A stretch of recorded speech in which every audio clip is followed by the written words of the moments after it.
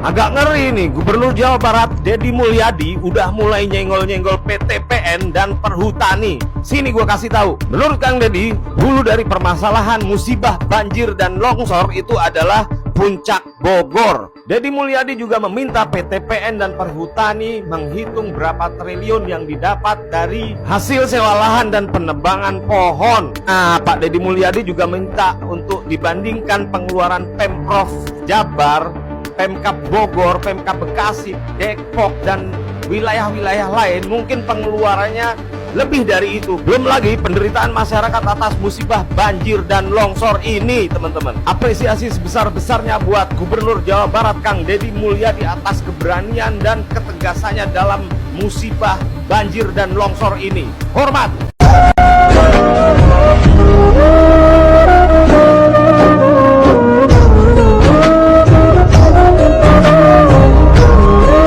Ini adalah tantangan berat bagi Kang Deddy Mulyadi, di mana Kang Deddy ini sudah menertibkan Puncak Bogor dari bangunan-bangunan liar yang menempati kawasan hijau. Akankah KDM akan menertibkan markas Rizik Syihab yang menempati tanah milik PTPN yang sampai sekarang pihak dari PTPN sendiri tidak berani, dan kasusnya mandek alias tidak berani dengan imigran Ba Alawi? Ini adalah tantangan besar bagi KDM untuk membebaskan warga Jawa Barat dari cengkraman kaum imigran Ba Alawi. Ayo Kang Deddy, bebaskan dan robohkan bangunan itu. Kembalikan kawasan itu ke aslinya, yaitu kawasan hijau, agar warga sekitar tidak rawan dengan yang namanya banjir. Waduh, Eyang dapat kabar nih. Tempat wisata di Puncak Bogor, Hibix Fantasi, dibongkar sama Pemprov Jawa Barat, lebih tepatnya diperkasai oleh gubernurnya Kang Deddy Mulyadi. Keren. Kenapa sih kok bisa dibongkar? Usut punya usut, ini tempat wisata ngelanggar aturan. Aturan yang dilanggar adalah alih fungsi hutan. Harusnya hutan bisa menahan bencana, termasuk banjir. Malah dialihfungsiin jadi tempat wisata di beton. Dan yang lebih parahnya lagi, ini tuh sebetulnya izinnya berapa hektar yang dibolehin, tiba-tiba yang dibangun berapa hektar lebih gede lagi. Nah itu Kang Deddy juga udah ngomelin nih pengelolanya, walaupun pengelolanya sebetulnya itu adalah BUMD Jawa Barat, PT Jaswita. Tapi Kang Deddy bilang, ini dibalik ini siapa nih? Jaswita mah cuma jadi boneka doang biar izinnya dipermudah. Tapi investornya siapa nih? Nah, keren Kang Deddy, mantap. Kemarin waktu pembongkaran itu bukan cuman Kang Deddy yang turun, ada menteri juga. Menteri bilang nih, kalau yang kecil-kecil aja dibersihin, masa yang gede-gede kayak gini kagak ditertipin, kan kagak adil. Bener Pak. Nah, pas pembongkaran ada insiden bentrokan nih antara warga yang mendukung untuk dibongkar karena ini sudah menyalahgunakan alih fungsi hutan sama para pekerja nih. Ya ini mah bentrokan menurut hal yang wajar.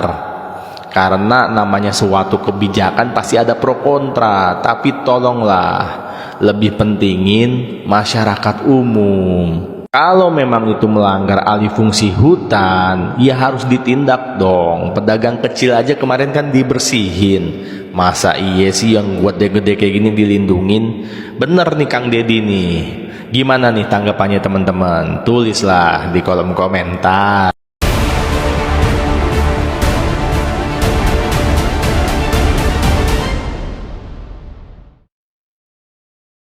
Setelah kemarin viral Kang Deddy Mulyadi membongkar tempat wisata dengan ratusan wahana yang sudah ada di Puncak Bogor karena alasan memang itu ilegal ya. Tempat wisata yang di puncak itu menjadi salah satu penyebab banjir di Bekasi juga.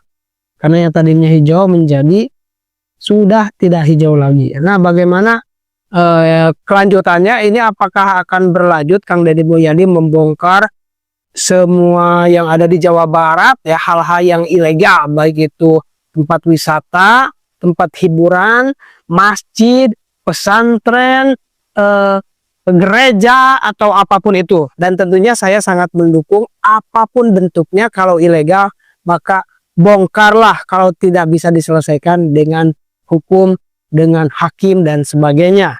Nah, lagi viral juga sekarang ada satu pesantren milik Habib Rizik Syihab ya, yang ada di Megamendung ya. Itu juga statusnya ilegal. Akankah Pak Deddy Mulyadi itu membongkar pesantren milik Rizik Syihab? Yang mana kita tahu semua ya dari dulu bahwa meskipun mereka salah umpamanya secara hukum, mereka akan ngotot, ya akan Allahu Akbar dan sebagainya, seolah-olah membela Islam atau gimana itu ya. Nah, mari disimak pada ulasan berikut ini. Kegiatan antara PT PN 8 dan Pondok Pesantren Alam Agrokultur Markas Syariah di Megamendung, Kabupaten Bogor, Jawa Barat terus bergulir. Pihak Rizik Syihab menegaskan tidak akan menyerahkan lahan tersebut sebelum ada putusan pengadilan.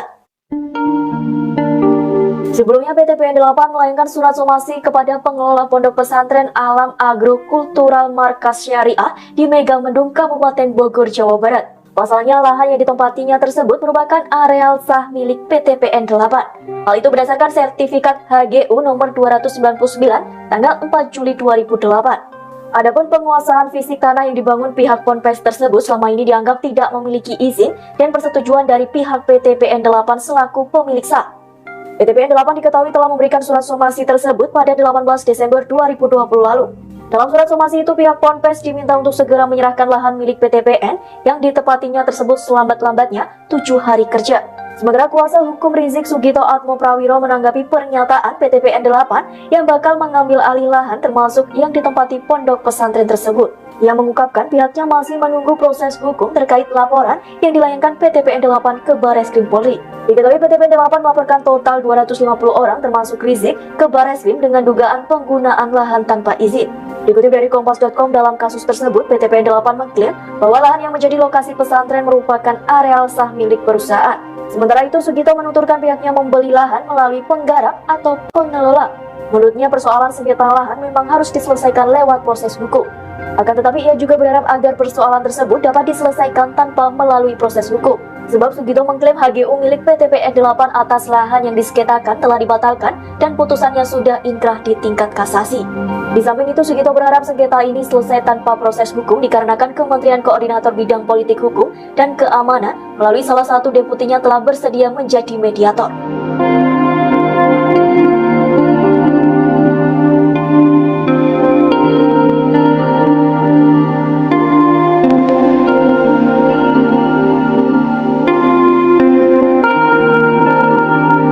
Sangat menyesalkan bahwa pesantren membeli dari penggarap adalah sah secara hukum.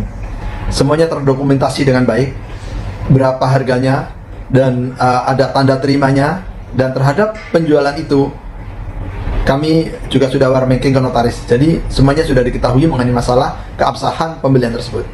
Tapi karena ini sudah dilaporkan, tentunya kami harus menghadapi proses hukum yang di jalan ini. Sementara itu, juru bicara Badan Pertanahan Nasional Taufikul Hadi mengatakan pelaporan PT PN 8 ke Barreskrim Polri dilakukan setelah sebelumnya melayangkan somasi kepada Rizik Syihab terkait penggunaan lahan di Megamendung. Menurut Taufik, BPN mendukung langkah PT PN 8 yang berusaha mengamankan aset dan lahan negara melalui jalur hukum yang tepat. Pak Taufik, jadi apa saja yang diketahui oleh BPN terkait laporan PT PN soal tanah di Megamendung, Pak Taufik? Ya, kami tidak terlalu banyak mengetahui tentang urusan PT PN 8. Tetapi kami selalu mengingatkan kepada PT PN bahwasanya yang sedang dikelola oleh PT PN 8 itu adalah aset negara. Karena itu, karena dia bertanggung jawab, maka wajib dia mengamankan aset negara tersebut. BPN, Pak Taufik, tidak tercatat ya tanah itu atas nama Pondok Pesantren Agrikultural Markas Syariah ya? Ya, saya mengkonfirmasi bahwa tidak ada sertifikat atas nama tersebut atau atas nama penjualnya sebelumnya. Pak Taufik, 250 yang menguasai lahan PT PN 250 pihak ini sudah berapa lama, Pak Taufik? Apakah karena baru sekarang ini muncul pemberitanya atau dari dulu sudah ada laporan dari PT PN, Pak Taufik? Pada tahun 89 ya, 98 itu pernah terjadi kasus di Tugu ya. Di Tugu tersebut, kasus tersebut antara karyawan PT PN dengan penduduk, dengan masyarakat penyerobot. orang yang menyerobot tanah PTPN itu diminta untuk keluar, tetapi dia tidak mau.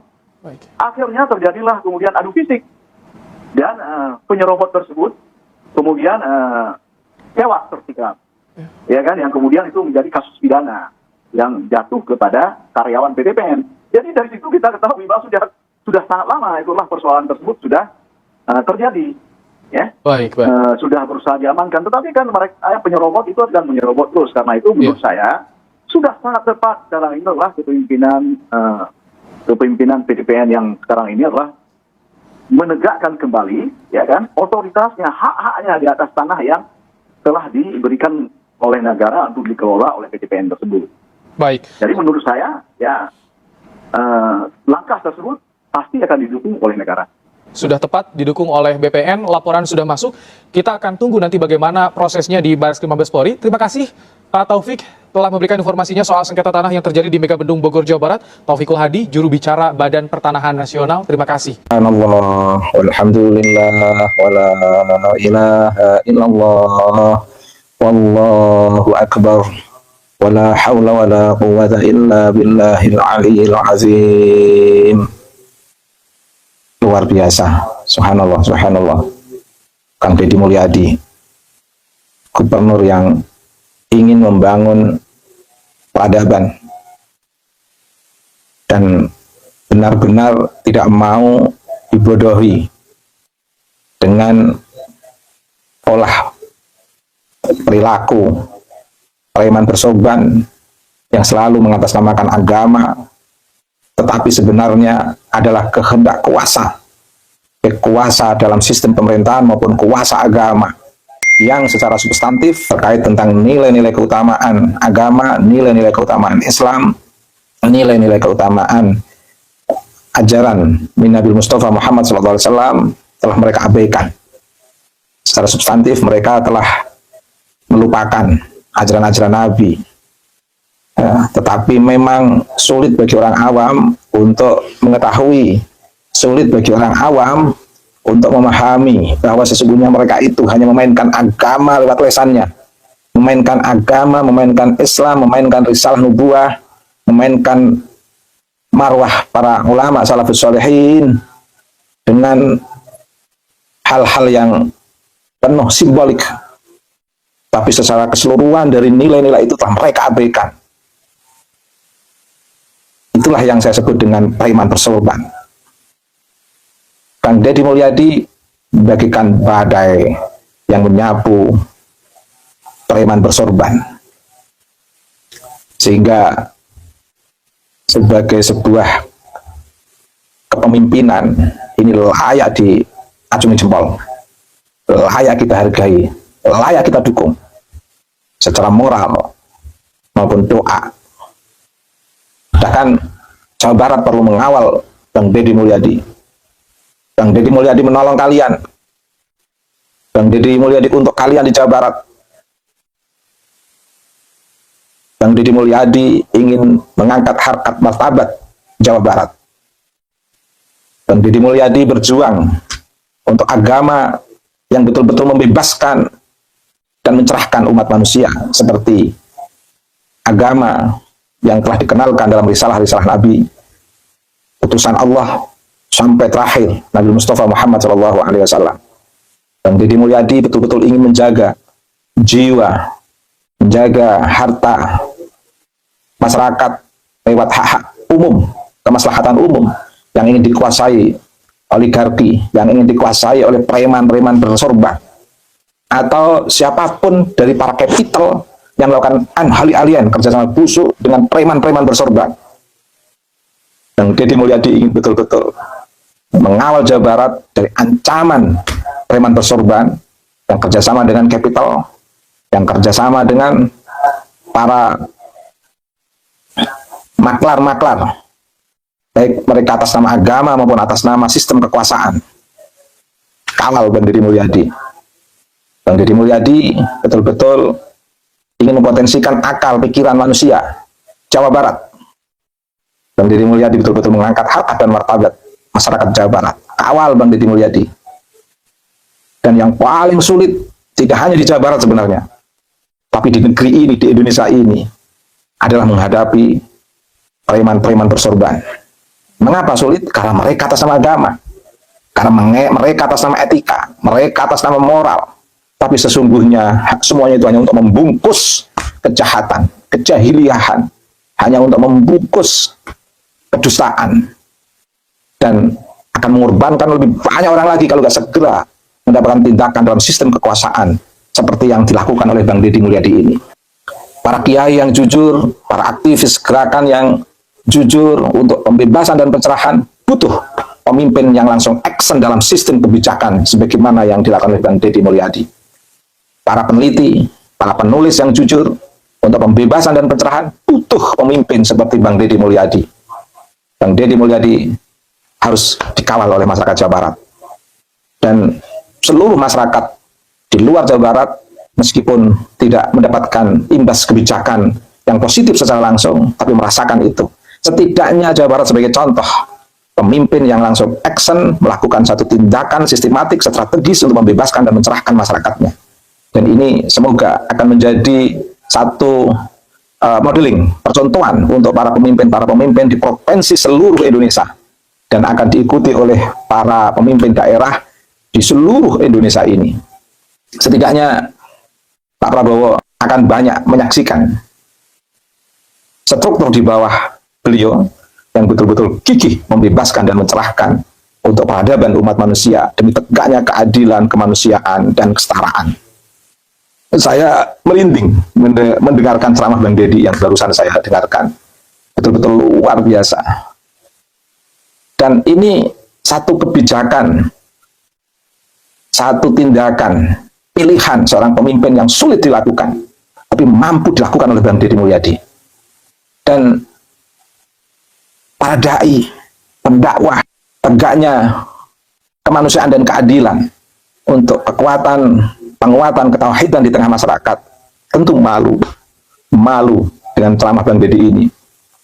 Justru Bang Deddy action secara langsung menunjukkan sebuah kepribadian yang betul-betul mencerminkan nilai-nilai keutamaan, betul-betul mencerminkan karakter keislaman yang luar biasa.